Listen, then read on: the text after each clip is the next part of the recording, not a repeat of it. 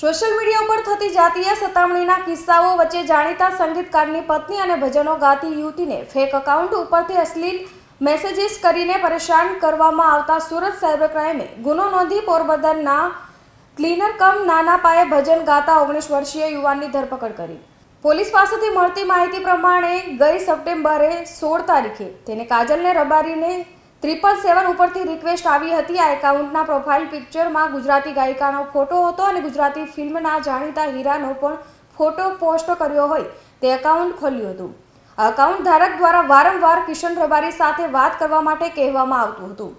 Kishan રબારીના account ઉપરથી મને તું ગમે છે તેવા મેસેજીસ સાથે અશ્લીલ મેસેજીસ પણ કરવામાં આવતા યુવતીએ ઇન્સ્ટા પર એકાઉન્ટનો ઉપયોગ બંધ કરી દેવો પડ્યો હતો।